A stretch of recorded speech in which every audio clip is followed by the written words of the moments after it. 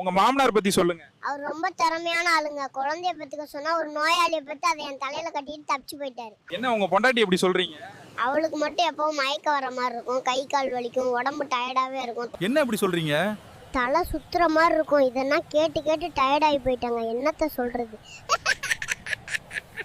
அடியே குந்தாணி மாவளே, உன்னோட அக்கவுண்ட்ல அங்கிள் போட்ட 5000 வரவாயிருச்சாடி. 5000 வரவு வந்துருச்சு மாமா. எனக்கு ரொம்ப சந்தோஷமா இருக்கு மாமா. சரி சரி, அப்படியே அந்த ஏடிஎம் கார்டை எடுத்துவ, நான் போய் பணத்தை எடுத்து வரேன். டேய் குட்டி குஞ்சா, ஏடிஎம் கார்டு மேல கைய வச்ச, உனக்கு வீட்ல இடம் கிடையாது. அடியே குந்தாணி, பணத்தை பார்த்ததும் போதுமே, கட்டின புருஷனை மறந்துடுவியே. அடியே சிரிக்கி மாவளே, கறி கடைக்கு வந்திருக்கண்டி, எத்தனை கிலோ கறி எடுக்கட்டும்? மாமா, என் தங்கச்சியும் வர சொல்லியிருக்கா, கொஞ்சம் சேர்த்தியே கறி எடுத்துட்டு வாங்க. நம்ம கொழுந்தியாவும் வராளா, அப்ப 2 சுவரொட்டி சேர்த்தியே வாங்கிட்டு வந்துடுற. டேய் தற்குறி புருஷா, தங்கச்சின்னு சொன்னதும் போதுமே, வாயில இருக்க 32 பல்லும் தெரியுமே. உங்க பொண்டாட்டி கோவமா இருந்தா எப்படி கண்டுபிடிப்பீங்க? என் மேல கோவமா இருக்கேன்னு கேக்குறப்போ ஆமான்னு பதில் வந்தா கோவம் தான் அர்த்தம், இல்லன்னு பதில் வந்தா கொலவெறின்னு அர்த்தம், நம்மள பொழக்க போறான்னு அர்த்தம். மண்டே ஏங்க லீவ் போடுறீங்க? திங்கக்கிழமை தான் வேலைக்கு போக பிடிக்கலன்னு நினச்சிக்கிட்டு இருந்தேன். அப்புறம் தான் தெரிஞ்சது எனக்கு வேலைக்கு போகவே பிடிக்கலன்னு.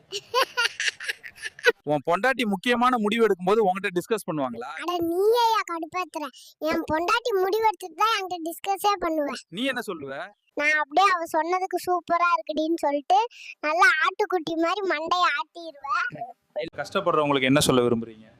நிரந்தரமே இல்லாத உலகத்துல கஷ்டம் மட்டும் நிரந்தரமா இருக்காது, அதுவும் ஒரு நாள் மாறும், கவலைப்படாத. விதிக்கும் நம்பிக்கைக்கும் என்ன வித்தியாசம் சொல்லு? விதி ஒரு கதவு மூடும் போது நம்பிக்கை இன்னொரு கதவை திறக்கும். அவ்வளவுதாங்க வித்தியாசம். வாழ்க்கையில யாரை மறக்க கூடாது சொல்லு? நம்ம வாழ்க்கையில கீழே தள்ளி விட்டவர்களையும் நம்ம தோலை தட்டி கொடுத்தவர்களையும் மறக்க கூடாது. உங்க ஃப்ரெண்டை பத்தி சொல்லுங்க. வாழ்க்கை நொட்டிட்டு போயிட்டு இருக்கு, இதுல உனக்கு இன்ஸ்டாகிராம் நோட்ஸ்ல காதல் பாட்டு கேக்குதா? உங்க ரிலேட்டிவ்ஸ் பத்தி சொல்லுங்க. எத்தனை இன்ஸ்டா ஐடி ஓபன் பண்ணாலும் எப்படிடா கரெக்டா கண்டுபிடிச்சு ரிக்வெஸ்ட் தர்றீங்க? உங்க லவ்வர் உங்களை எப்படி கூப்பிடுவாங்க? லவ் பண்ணும்போது அவ என்ன மாமான்னு கூப்பிட்டா, இப்போ அவ பிள்ளைங்க என்ன மாமான்னு கூப்பிடுது. யாரை நம்பதுன்னே தெரியல தாசனா. கிளைமேட் பத்தி சொல்லுங்க.